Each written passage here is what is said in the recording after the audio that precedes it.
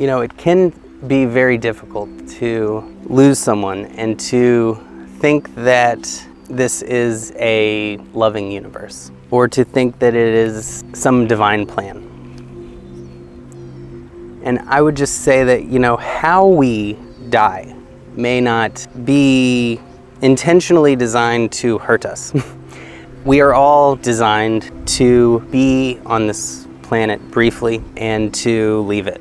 And that is the inescapable truth. And we can see how it's necessary if we look at it from a perspective of evolution and how we evolve each generation. And each generation grows in knowledge and consciousness. And how, if anyone were to be here forever, then there would not be that same growth and change. And everything would be the same forever. And none of us would even be here because nothing had died, nothing had made way for us. So it's an essential part of life to grow and evolve and to pass that on to the next generation. It can seem cruel. Every single person will pass on. But it really is what makes life so beautiful. And just as we are so fortunate to be born into this world with a beautiful blue sky and this beautiful green nature around us, it's so amazing. This life force that is around us that is so much bigger than us is a blessing. And we are fortunate to even die because that means we had life.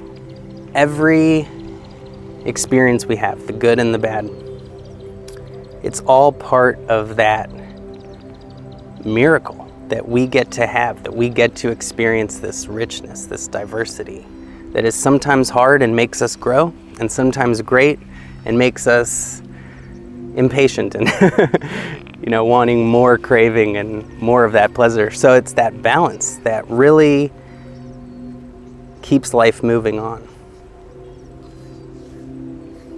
We really need to take a step back and realize we are a small player in this game of life. And no one person can be blamed solely for anything. A soldier in war is not to blame solely for the deaths they cause because someone sent them to war. Someone created those circumstances for war to be inevitable. And so it's really essential, if we can, to try to clear our minds, clear our heads from this blame, and to just be with that experience without focusing on any aspect too much, and just recognizing that this was the universe's timing. This was the universe's plan. And we are not so powerful that we can interfere with that chain of events that birthed us and that led every action of our lives. We really have two choices in life, or two potentials. One is to die young, and the other is to see everyone we know and love die. It might be a different answer depending on who you ask, but ultimately, that loss doesn't need to be filled. And